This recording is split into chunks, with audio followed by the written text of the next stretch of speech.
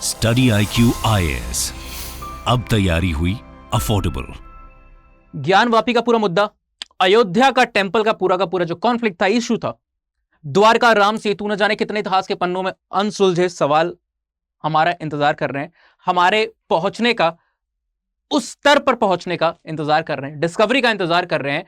पर जब भी ऐसे कॉन्फ्लिक्ट इश्यूज होते हैं जहां पे टाइम, एंटिक्विटी और हिस्टोरिकल फैक्ट्स के बीच में एक कंकरेंस नहीं आ रही होती है, रिजेंबलेंस नहीं आ रही होती है, तो वहां पे आर्कियोलॉजिकल रिसर्चेस, एक्सकवेशंस और मल्टीपल डेटिंग टेक्निक्स बहुत ज्यादा इंपॉर्टेंट हो जाती है। नमस्कार, मैं Utkarsh Singh, anthropology faculty at study IQ।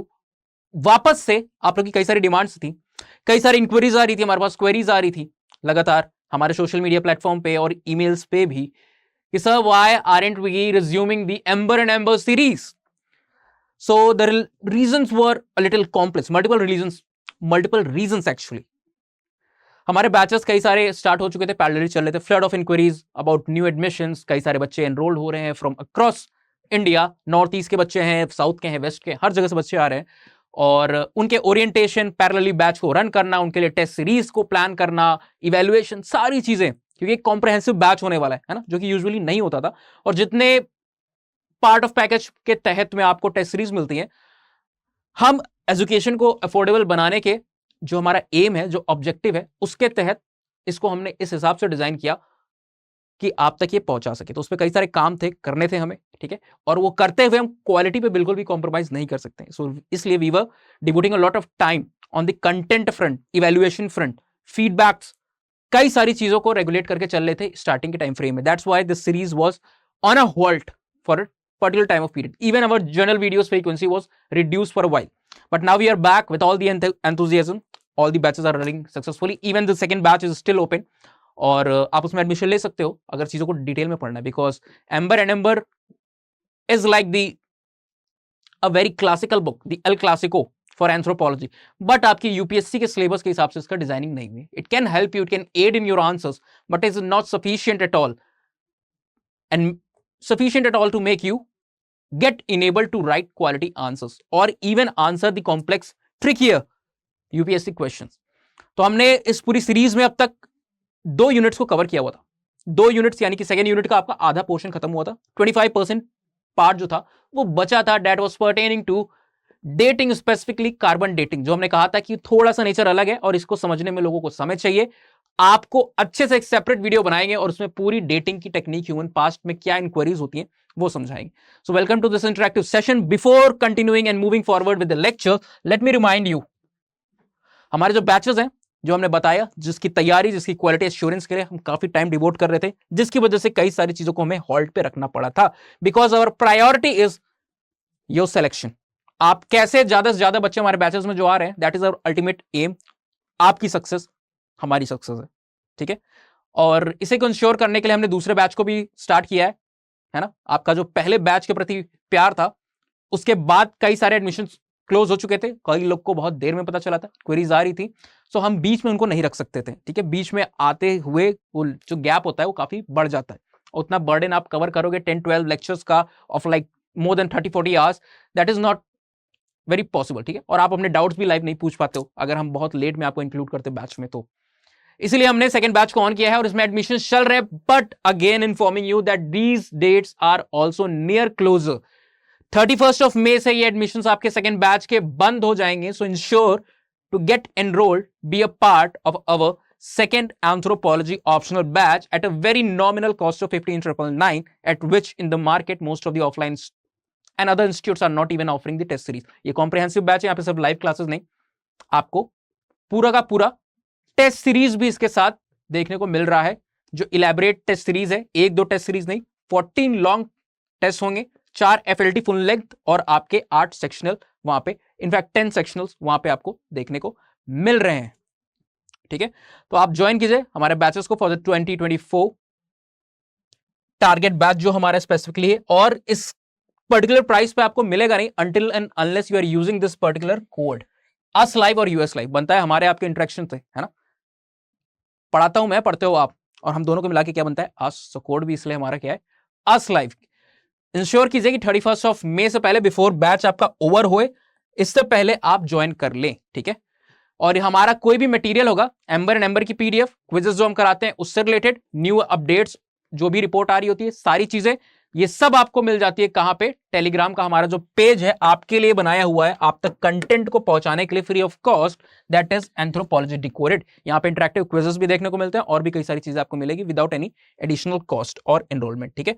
और यहां पे आप देख रहे हो कि अगर आपको कोई क्वेरीज है, क्वेश्चंस पूछने हैं, कुछ डाउट्स है, हमसे बात करनी है, तो ये हमारा इंस्टाग्राम प्लेटफॉर्म है जहां पे आप Sapiens Vault, the Sapiens Vault डालेंगे और इंस्टा पे हमसे क्वेश्चंस को पूछ सकते हैं। स्टडी आईक्यू के किसी भी प्रोग्राम में, be it any batch, any subject, any option, किसी में भी मैक्सिमम डिस्काउंट के साथ आपको एनरोल करना है तो you can use our universal code US live और अस लाइव।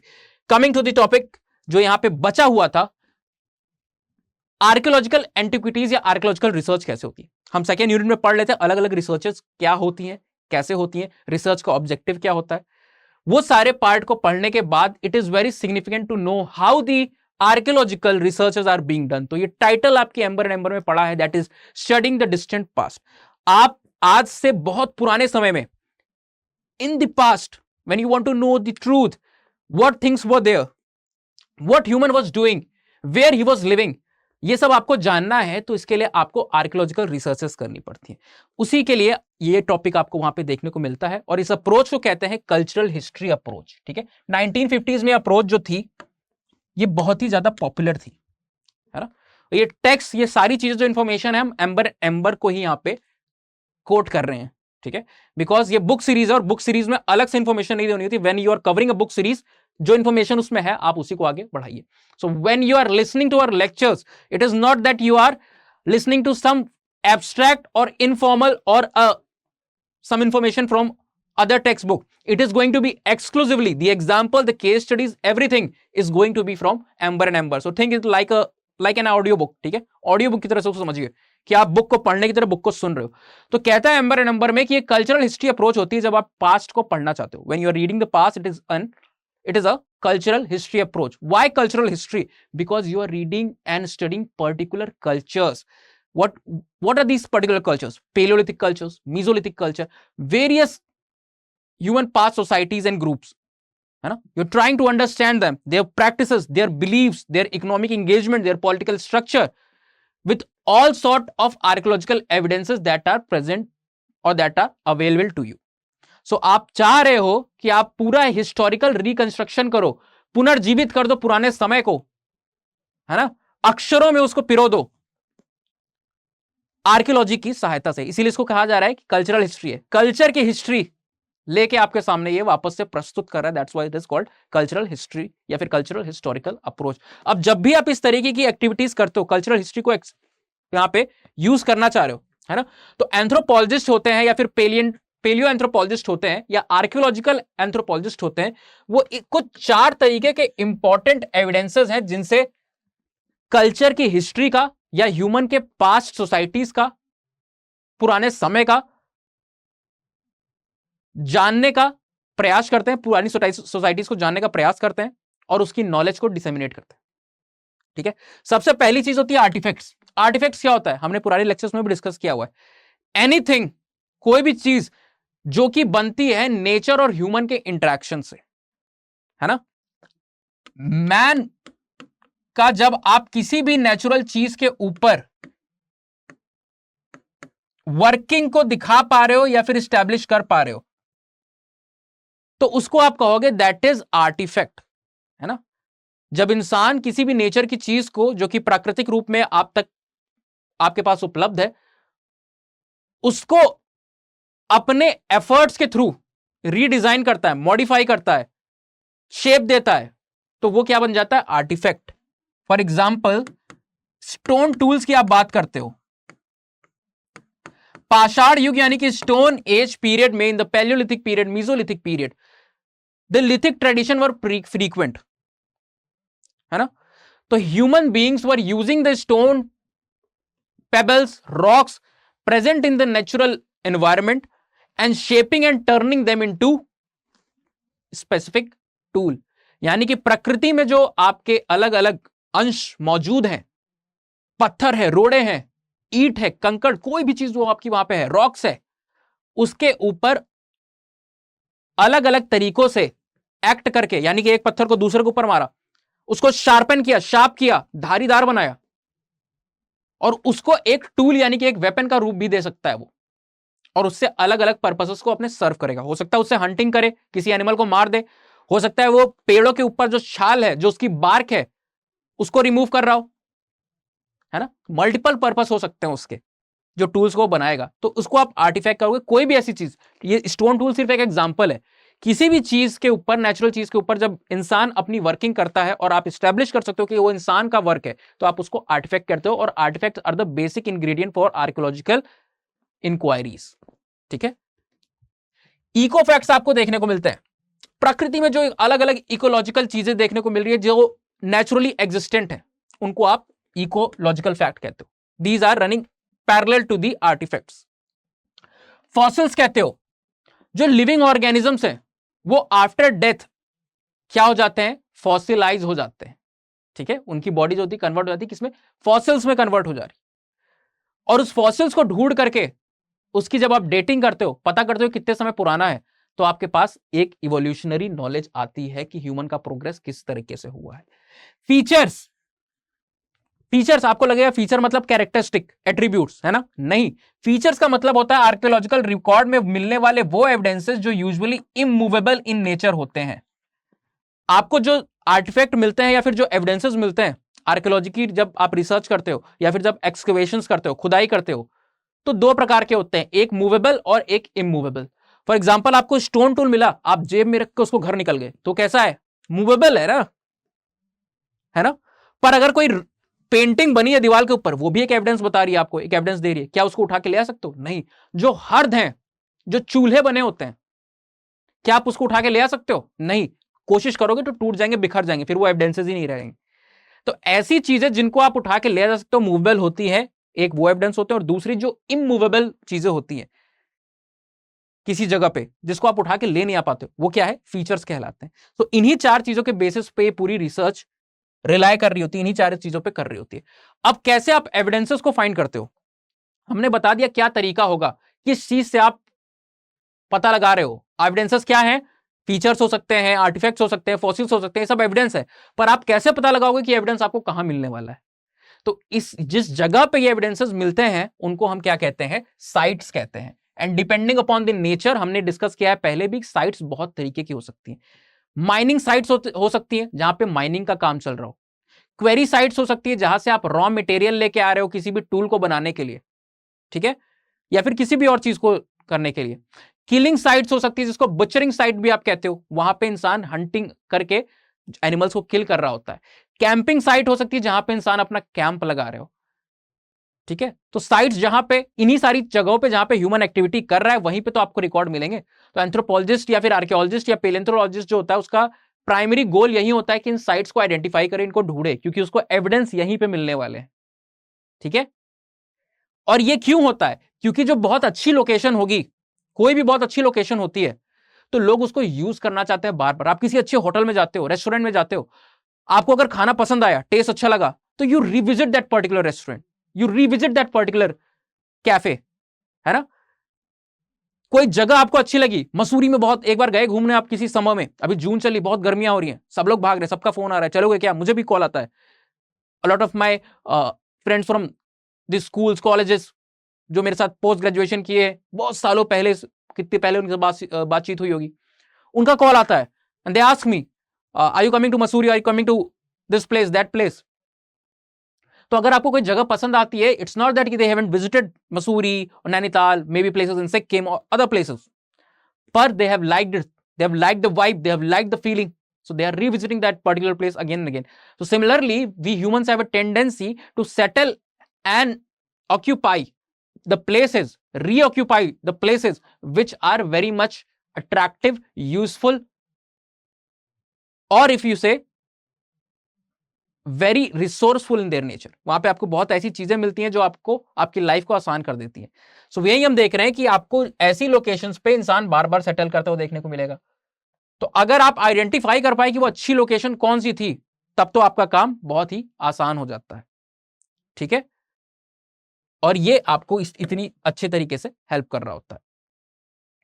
नेक्स्ट आप कहते हो कि साइट जो होती है बहुत तरीके की होती है। आप देखते हो ना कि जब सबसे वैल्यूएबल जो साइट्स होती हैं वो कौन सी साइट्स होती हैं? स्ट्रेटिफाइड, यानी स्ट्रेटा लेयर के फॉर्म में एक के ऊपर एक होता है। यानी कि आज कोई ह्यूमन वहां रहता था, वो ह्यूमन पॉपुलेशन चली गई, कोई और आया, उनके अवशेष वहां बचे थे, उसके ऊपर वो रहने लगा, फिर उसके ऊपर ऐसे कर करके पूरी लेयर बनी रहती है। और आप जब लेयर्स को यहां पे खुरेदते हो, जब खोदते हो, उसको डिग करते हो, एक्सकवेट करते हो, so you get evidences in a sequential manner, chronological. यानी कि जो सबसे ऊपर लेयर होगी वहां पे सबसे नए लोग रहे होंगे, सबसे बाद में आए लोग रहे होंगे, और सबसे नीचे जो लेयर रही होगी वहां पे सबसे पहले आए हुए लोग रहेंगे। ठीक है, तो ये आपको देखने को मिल रहा है कि स्टेटा मिलता है। जो सबसे ऊपर फोर्थ लेयर है वो यंगेस्ट लेयर होगी।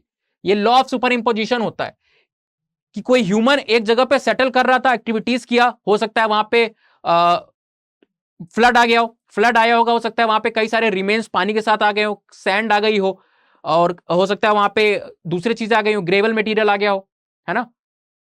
वहां पे आप बात करते हो सॉयल आती है, ओवरलैप कर जाएगी, तो उसके नीचे सारे पुरानी जो सिविलाइजेशन के लोग, पुराने जो लोग रह रहे थे, उनके सारे एविडेंस उसके नीचे रह गए। अब दूसरे लोग जब आएंगे तो उस सॉयल को वो पूरा रीसर्फेस एक तरीके से लेवल अप करेंगे, और उसके ऊपर वो अपना ऑक्यूपेशन स्टार्ट कर देंगे, उसके ऊपर रहना शुरू कर देंगे। ठीक है, उसी तरीके से उसके बाद वो डिस्प्लेस होगा, फिर कोई आएगा रिप्लेस करेगा। तो एक क्रोनोलॉजिकल वे में आपको इंफॉर्मेशन यहां पे मिलती जाती है। इसको लॉ ऑफ सुपर इंपोजिशन कहते हैं। और सबसे नीचे जो लेयर होगी इसमें, है ना, वो क्या होगी? सबसे ओल्डेस्ट होगी। तो इस हिसाब से आप टाइम का भी रिलेटिवली पता लगा सकते हो कि कौन पहले आया कौन बाद में। एग्जैक्ट डेट तो नहीं पता चल रही, पर रिलेटिवली आप मार्क कर पाते हो। अब आप इन जगहों का पता लगाने के दो तरीके होते हैं, है ना। टू बेसिक मेथड है इन जगहों को पता लगाने का। एक तो होता है पेडेस्ट्रियन सर्वे, यानी कि आप जो जगह सस्पेक्टेड है, जैसे आपको लगता है कि इंडस वैली सिविलाइजेशन के एरिया में बहुत सारे आपको आर्टिफैक्ट मिल सकते हैं, बहुत सारे एविडेंसेस मिल सकते हैं, तो आप वहां पे सर्वे करोगे, घूम घूम के एक टूर टाइप का करोगे, और आप देखोगे कि कोई ऐसी अलग से जगह दिख रही है क्या, कुछ ऐसा अलग से पता चल रहा है क्या जहां पे एविडेंसेस मिल सकते हैं, तो उसको पेडेस्ट्रियन सर्वे कहते हैं। दूसरा होता है मॉडर्न रिमोट सेंसिंग टेक्निक, जहां पे सैटेलाइट का भी यूज हो रहा होता है। उन सारी चीज को यूज करके आप अलग अलग patterns, polar features, magnetic resonance, इन सारे फीचर्स के बेसिस पे ये आइडेंटिफाई करने की कोशिश करते हो कि कहां पे कोई यूनिक फीचर आपको देखने को मिल रहा है, और उसके बेसिस पे जो रिजल्ट आप प्राप्त कर रहे हो रिमोट सेंसिंग के बेसिस पे, वहां पे उन एरियाज में जाकर के आप एक्सकवेशन करना शुरू करते हो। ठीक है, तो ये दो तरीके होते हैं रिमोट सेंसिंग में। आप देख रहे हो, it involves the measurement of minute variations. Minute variations किसमें?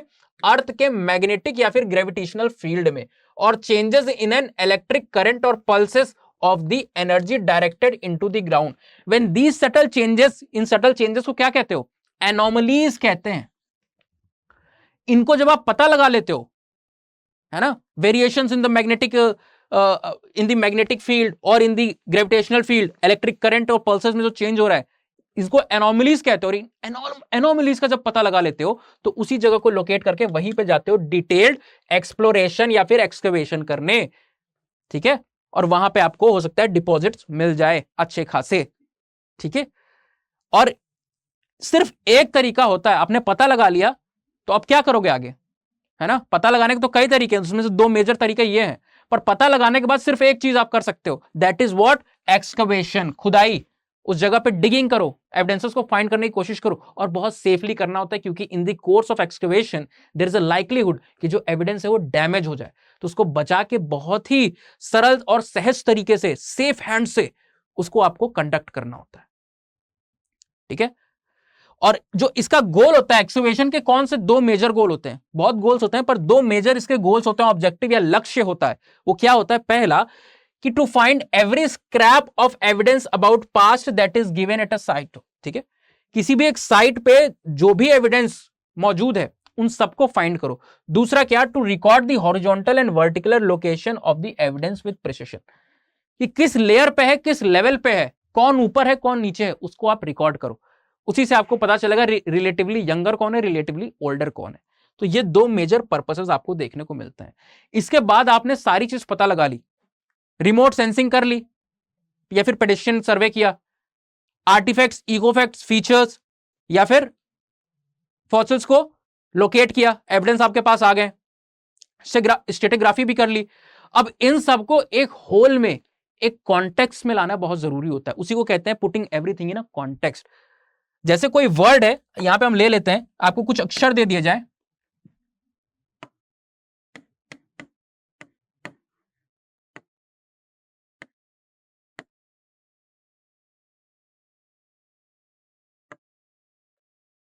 ठीक है, बिना कॉन्टेक्स्ट के इसका कोई मतलब नहीं है, पर इसी को अगर आप रिफ्रेश कर दो, कॉन्टेक्स्ट दे दो, तो ये क्या हो जाएगा, मीनिंग बन जाएगा। तो ये सारे जो एविडेंसेस, जो सारी चीजें आपने गतिविधियां की हैं, सारे एक्शंस किए हैं, उसको एक कॉन्टेक्स्ट में आप रखोगे, तब उसका कोई मतलब बनता है, तब वो आर्कियोलॉजिकली सिग्निफिकेंट बनता है ना, मीनिंगफुल बनता है। तो उसी को हम कहते हैं, इन सारी चीजों को आप, जो भी आर्टिफैक्ट, इकोफैक्ट, फॉसिल्स मिले, अलग अलग चीजें एक्ट किया आपने, उसको आप सही से ऑर्गेनाइज्ड वे में रखते हो, एक कॉन्टेक्स्ट प्रदान करते हो, जिसके बेसिस पे आप कोई इंटरप्रिटेशन या फिर नॉलेज को वहां से ऑब्टेन कर पाओ, ठीक है। और यही आर्कियोलॉजिस्ट का मेन फंक्शन होता है। अब ये सारी चीजें कर लिया आपने, कॉन्टेक्स्ट भी प्रदान हो गया, अब जो मेजर टास्क आपका होता है ये पता लगाना कि उसकी एंटिक्विटी क्या है, कितना पुराना है वो, कोई भी जो आर्टिफैक्ट मिला है, कोई भी एविडेंस मिला है, कोई भी फॉसिल मिला है, तो इनको डेट करना होता है। और डेटिंग की बहुत सारी तकनीकें होती हैं जो हमने पढ़ी है। सबसे पहला क्वेश्चन उठता है, डेटिंग क्या है? तो डेटिंग इज अ टेक्निक और a method through which you are able to find out the relative or absolute time period of a particular evidence। ठीक है, कोई भी चीज, कोई भी साक्ष्य, कोई भी प्रमाण जो आपको मिला है, वो फॉसिल के फॉर्म में हो, वो आर्टिफैक्ट्स के फॉर्म में हो, स्टोन टूल्स कुछ भी हो, पेंटिंग्स हो, इंडस वैली की सील्स हो, वो कितना पुराना है, वो कितनी पुरानी है, ये चीज पता लगाने की जो प्रक्रिया होती है उसको आप क्या कहते हो? You call it dating. Based upon the nature, dating can be classified into two groups, है ना। दो तरीके से आप इसको, डेटिंग को देखते हो, दो प्रकार की होती है डेटिंग। एक होती है आपकी रिलेटिव, एक होती है आपकी एब्सोल्यूट। रिलेटिव में आप एग्जैक्ट एज या एग्जैक्ट टाइम पीरियड नहीं पता कर पाते हो। रिलेटिव का मतलब क्या हुआ? एक पुरानी और एक उससे ज्यादा पुरानी, ठीक है। जो हमने यहां पे लेयर्स देखी, यहां पे लेयर्स थी ना, ये लेयर 4 और लेयर 3 दो लेयर्स हैं। तो आप कहोगे कि layer 3 is relatively older than layer 4 and layer 4 is relatively younger than layer 3। तो यहां रिलेटिव वे में, कंपैरेटिव वे में हो रहा है। जैसे किसी को कहते हो कोई अमीर है, कोई गरीब है ना, तो आप ये नहीं कहते हो कि उसके पास कितना पैसा है, बस आपको ये पता है कि राम श्याम दो लोग हैं, तो राम के पास ज्यादा पैसा है, तो Ram is relatively richer than Shyam, है ना। पर आपको एग्जैक्ट नहीं पता कि उसकी नेटवर्थ क्या है ना। तो इस तरीके से आप रिलेटिव वे में बात करो। तो दूसरा वो तरीका है, दूसरा वो टेक्निक है, दूसरे वो टाइप की डेटिंग है जिससे आपको टाइम पीरियड पता चल जाए, है ना। वो एग्जैक्ट हो सकता है, एग्जैक्ट पिन पॉइंट करो, या फिर एक ब्रॉडर टाइम फ्रेम हो सकता है। तो उसको आप क्या कहते हो? एब्सोल्यूट डेटिंग मेथड्स कहते हो। रिलेटिव के अंदर में जो टेक्निक्स होती हैं वो बेस करती हैं स्ट्रेटिग्राफी वगैरह जैसे सिद्धांतों पे, कि कौन ऊपर, कौन नीचे, कौन पहले आया, कौन बाद में आया। जबकि एब्सोल्यूट डेटिंग जो होती है वो अलग अलग तरीके के एविडेंसेस को यूज कर रही होती है, अलग अलग तरीके के मैकेनिज्म को यूज कर रही होती है पता लगाने के लिए कि क्या चीज कितनी पुरानी है, कितनी उसकी एज होगी, ठीक है। और वैसी ही एक बहुत फेमस टेक्निक है जिसको आप कहते हो C14 या फिर carbon dating. It is not only absolute dating mechanism, but it is one of the most popular technique, ठीक है। अच्छाई क्या है कि हर एक कंपोनेंट, कार्बन 14 कह रहे हो ना, तो कार्बन एज एन एलिमेंट हम सबने पढ़ा है बचपन में, पीरियोडिक टेबल हमको पढ़ाई जाती थी, है ना। हाइड्रोजन, हीलियम, लिथियम, बेरॉन, हर चीज आप पढ़ रहे होते थे वहां पे। तो उसमें से कार्बन ऐसी आपको चीज देखने को मिल रही होती है जो कि एक one of the most abundant element nature में आपको देखने को मिलता है। जैसे आपका नाइट्रोजन है, ऑक्सीजन है, कार्बन है, तो कार्बन आपको हर एक लिविंग कंपोनेंट के अंदर में देखने को मिल जाता है, ठीक है। नेचर में अबंडेंस में मौजूद है। प्लांट्स उसको यूज कर रहे होते हैं, प्लांट इनटेक कर रहे हैं वेरियस प्रोसेसेस के लिए, और प्लांट को हम या फिर बाकी एनिमल्स हैं वो कंज्यूम कर रहे हैं, ठीक है। तो इंसान जो है या तो एनिमल को, यहां पे हम एक डायग्राम बना के आपको बता सकते हैं।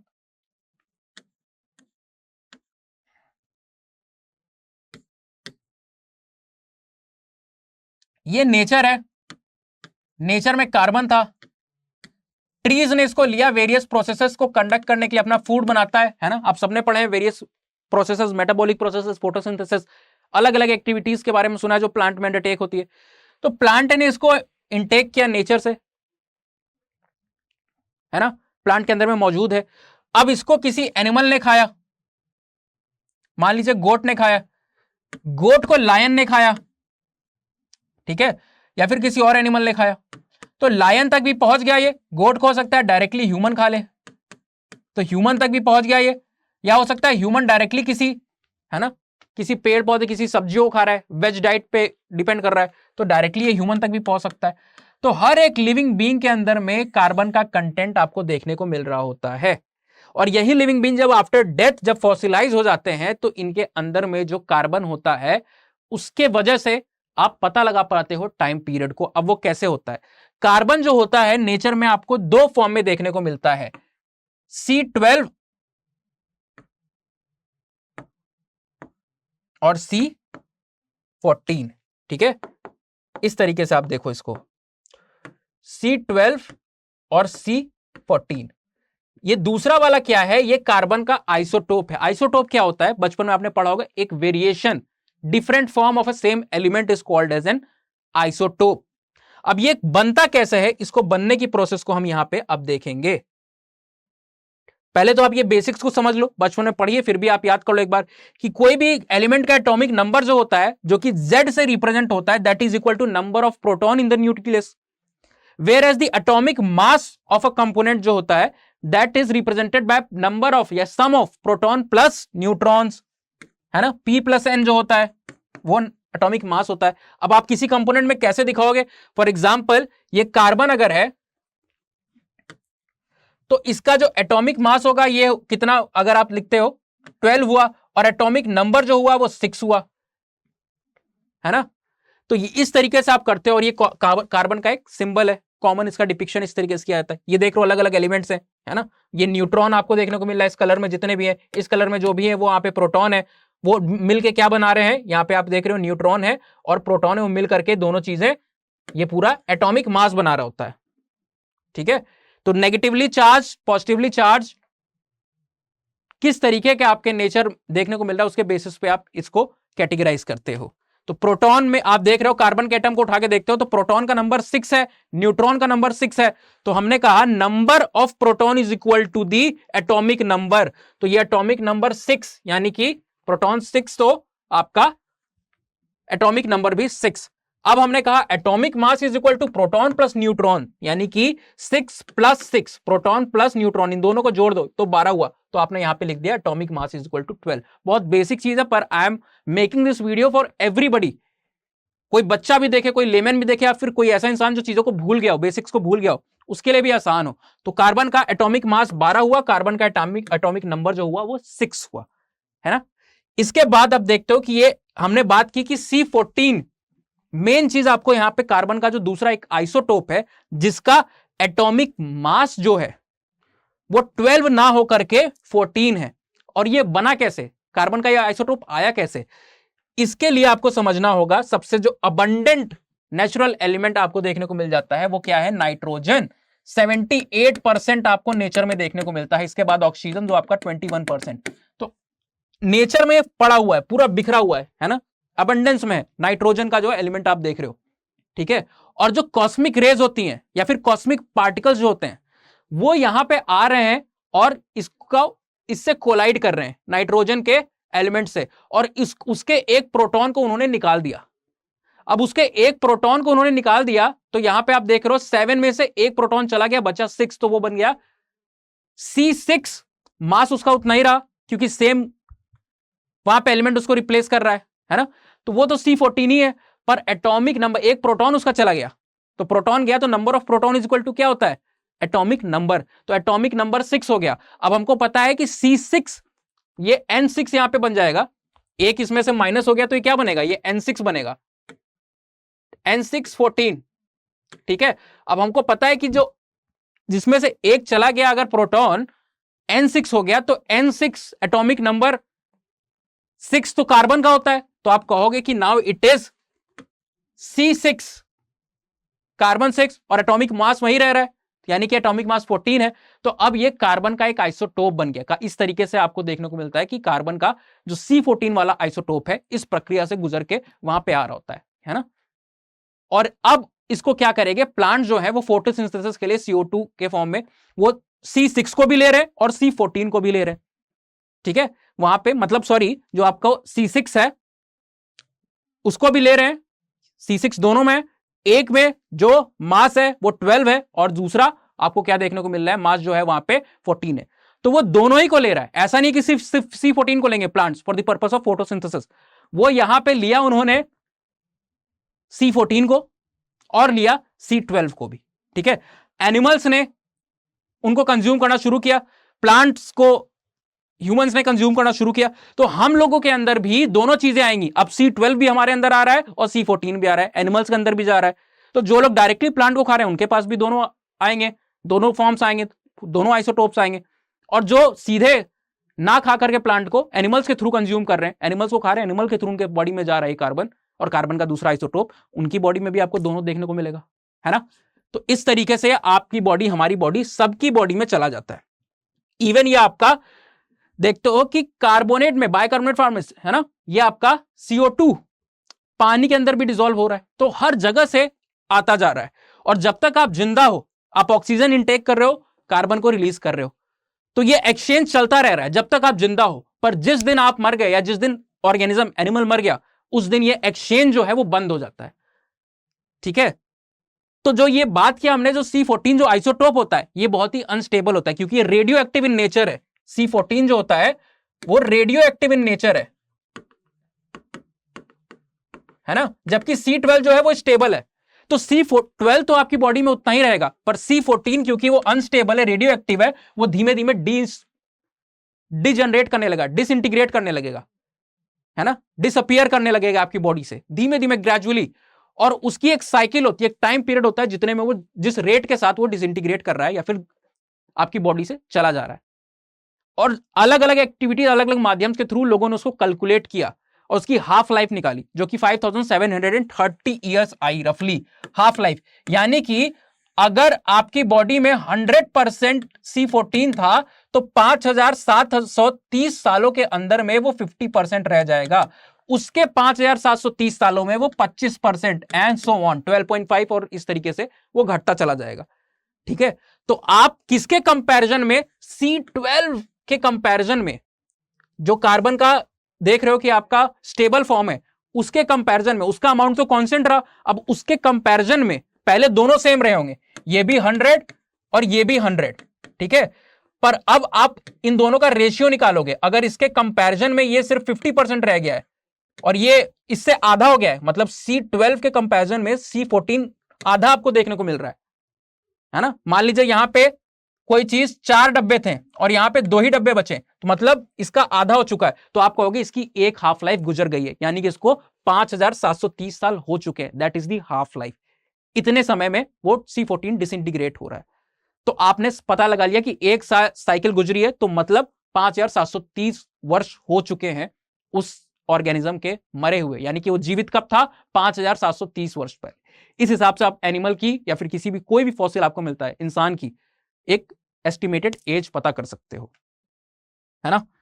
यहां पे आप देखोगे इसी तरीके से हर एक चीज, यहां पे जियोलॉजिकल टाइम स्केल में अलग अलग चीजों का हमने टाइम पीरियड निकाला हुआ है। अर्थ का फॉर्मेशन रफली यहां पे 4.5 है, अब साइंटिस्ट मानते हैं कि 4.6 बिलियन ईयर अगो पहले हुआ है। ह्यूमंस कब आए, 2 लाख ईयर्स अगो, यानी कि 0.2 million year ago human beings आ गए, होमो सेपियंस आ गए। ठीक है, पर इस साइकिल की, इस कार्बन के साइकिल की एक प्रॉब्लम भी है, कार्बन डेटिंग की प्रॉब्लम भी है, कि ये अराउंड 48 टू 52 के आसपास 1000 ईयर्स, 48 टू 52,000 ईयर्स तक एक कंफर्म वे में आपको बता सकती है चीजों को, है ना। थोड़ा ज्यादा इसकी एक्यूरेसी होती है इस टाइम फ्रेम के बीच में, इसके बाद इसकी एक्यूरेसी गिरने लगती है। 60 तक फिर भी चल जाती है, पर beyond 60 to 70,000 year it is very in doubt, मतलब उसके बाद इट इज वेरी डाउटफुल। ठीक है, तो सिर्फ 70,000, 60 से 70, यानी कि एवरेज मान लो 60,000 ईयर्स तक की ही आप डेटिंग कर सकते हो। इससे भी पुरानी करनी है तो you can use certain elements which are having half life which is very much more than that of carbon. जैसे पोटेशियम की डेटिंग होती है, पोटेशियम आर्गन डेटिंग, वो बिलियन ईयर्स अगो में, 2.5 billion year ago, 3 billion year ago तक आप dating कर सकते हो। यानी कि आप प्रोक्रियोट जब से आए तब तक की डेटिंग कर सकते हो। जब से फिश आई वो तो आप आराम से पता लगा सकते हो, कुछ जगह पे आप प्रोकैरियोट की लेटर स्टेजेस को भी पता लगा पा रहे हो। तो यहां पे देखिए ये डायग्राम बना हुआ है, पहले C14 था, इतना ही C12 भी था, दोनों आसपास जब तक इंसान जिंदा था, खत्म हुआ, उसके 5730 साल बाद 50% बचा, फिर 25, फिर 12.5, 6.25, 3.125। तो ऐसे लेवल इसका गिरता जा रहा है और इसी से आप एज पता लगाओगे, है ना, और उसको ग्राफ पे प्लॉट करोगे आप, तब आपको पता चलेगा कि कोई भी चीज कितनी पुरानी है। So this is how C14 work. इसके बाद एम्बर एंड एम्बर रेटिंग जब खत्म करता है तो एक इंपॉर्टेंट टॉपिक के ऊपर बात करता है, that is mainly ethics in such sort of researches. Ethical component बहुत ज्यादा इंपॉर्टेंट होता है। कई बार हम लोगों की प्राइवेसी को किसी भी तरह की रिसर्च कर रहे हो, फॉर एग्जांपल आर्कियोलॉजिकल रिसर्च को हटा दो, आर्कियोलॉजिकल रिसर्च ना करके आप किसी की एथनोग्राफिक रिसर्चेस करने जा रहे हो, यानी उसके कल्चर के बारे में जान रहे हो। फॉर एग्जांपल नागा ट्राइब के बीच में हेड हंटिंग की प्रैक्टिसेस होती है, नुआस के यहाँ घोस्ट मैरिजेस का कॉन्सेप्ट है। तो आम लोगों को जो चीजें बहुत वियर्ड लगती है, ऑफ कोर्स एंथ्रोपोलॉजिस्ट को कुछ भी वियर्ड नहीं लगता है, we accept all the sort of multiple truth, existence of multiple sort of truth, ठीक है, हम सेलिब्रेट करते हैं कल्चर को और कल्चरल डाइवर्सिटी को, पर हर लोग ऐसा नहीं करते हैं। तो आप किसी का कोई डाटा लेके आए, हो सकता है डिसीवफुल वे में लेके आए, और आपने उसको पब्लिश कर दिया और सामने वाला इंसान उसके प्रति बहुत सेंसिटिव हो, तो वहां पे आपने एथिकल बिहेवियर को इग्नोर कर दिया, और जो कि एक अच्छी प्रैक्टिस नहीं मानी जाती है, ठीक है। आपने अपने फायदे के लिए आप सोचोगे वो ट्राइबल इंसान थोड़ी ना देखने वाला है टीवी को, इंटरनेट पे, वो थोड़ी ना मेरे ब्लॉग्स पढ़ने वाला है, पर आपने एक तरीके से उसका एथिकल मिसयूज किया, जो उसने आपको जो लिबर्टीज दी थी, आपने उसको किसी प्रैक्टिसेस करते हुए, मान लीजिए कोई ट्राइब है वो ब्लैक मैजिक कर रही है, या फिर वो नेकेड कोई डांस कर रही है, और वो उनके कल्चर का बहुत इंपॉर्टेंट एस्पेक्ट है, वो नहीं चाहते हैं कोई और देखे उसको, और आप उसको छुपके से फिल्मिंग करने लगे, रिकॉर्ड कर लिया है, या फिर आपने कोई डाटा ये कह के उससे पूछ लिया कि आप मुझे बता दो, मैं सिर्फ अपने जानने के लिए कह रहा हूं, मैं किसी को नहीं बताऊंगा, और आपने एक टेप रिकॉर्डर से उन सारी बातों को रिकॉर्ड भी कर लिया, या आपने उसके ऊपर एक बुक पब्लिश कर दी, तो ये सारी चीजें एथिकल मैल प्रैक्टिस में आ गई। तो किसी भी तरीके की रिसर्च आप कर रहे हो, इवन आर्कियोलॉजी में आप कहते हो कि आप क्या कर रहे हो, तो जब भी आपको एक्सकवेशन करना होता है तो you are into entering into the zone of some sort of destruction of the particular form. आप खुदाई कर रहे हो, एक्सकवेट कर रहे हो, तभी तो किसी एविडेंस को पा रहे हो, तो आप एक तरीके से क्या कर रहे हो, डिस्ट्रॉय कर रहे हो किसी नेचुरल चीज को, ठीक है, अपनी जानकारी के लिए, अपनी एंटिक्विटी, अपनी नॉलेज को बढ़ाने के लिए। तो ethical balance has to be maintained towards and during any form of research in anthropology, be it archaeological, be it ethnographic, or many other types of researches. So this was all about the second chapter. Second chapter आपका इसी के साथ खत्म होता है। C14 आपको समझ में आ गया होगा आई थिंक, अगर ना हो तो आप हमारा जो पोर्टल है, हमारा जो डाउट के लिए हमने यहाँ पे रखा हुआ है आपके द सेपियंस वर्ल्ड, यहाँ पे जुड़ के अपने मैसेजेस डाल सकते हो, मुझसे पूछ सकते हो सवालों को। मटेरियल के रिगार्डिंग कुछ भी आपको चाहिए, क्विज खेलना है, देखना है कि आप सही जवाब देते हो कि नहीं देते हो, तो आप एंथ्रोपोलॉजी डिकोडेड नाम के हमारे टेलीग्राम चैनल पे जुड़ जाइए। किसी भी श्रेय आईक्यू के कोर्स में आपको एनरोल होना है, सबसे अधिक डिस्काउंट चाके, सबको पैसे बचाना है, अगर आपको कहीं भी एक सिंगल कोड यूज करके सबसे अधिक डिस्काउंट चाहिए तो you can use the code us live और यूएस लाइव, ठीक है। रिमाइंडिंग यू अगेन, ये सारी चीजें जो है ये आपको नॉलेज तो दे रही है एम्बर एंड एम्बर की, but these are not designed for the purpose of preparation of your UPSC examination, है ना, एज एन ऑप्शनल। क्यों? क्योंकि इसमें क्या दिक्कत आपको देखने को मिलती है, पेपर 2 पूरा मिसिंग है, एम्बर एंड एम्बर में है ही नहीं, इंडियन आर्कियोलॉजी है नहीं है, ट्राइबल एंथ्रो नहीं है, इंडियन एंथ्रो नहीं है, तो 250 नंबर का पेपर तो है नहीं एम्बर एंड एम्बर। तो अगर आपको ये लग रहा है कि एम्बर एंड एम्बर से कोई काम हो जाएगा रिगार्डिंग एग्जामिनेशन, तो इट इज नॉट गुड। हाँ, आपके आंसर सप्लीमेंट हो सकते हैं, उसको और बेहतर तरीके से कर सकते हो, बहुत एग्जाम्पल मिल जाएंगे, ठीक है।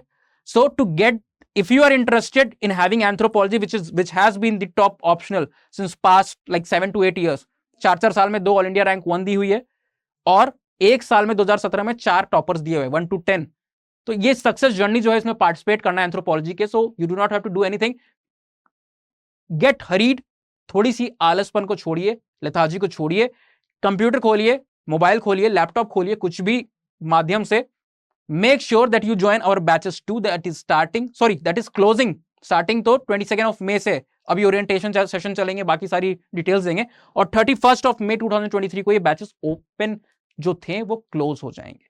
सो make sure to enter and join the batches.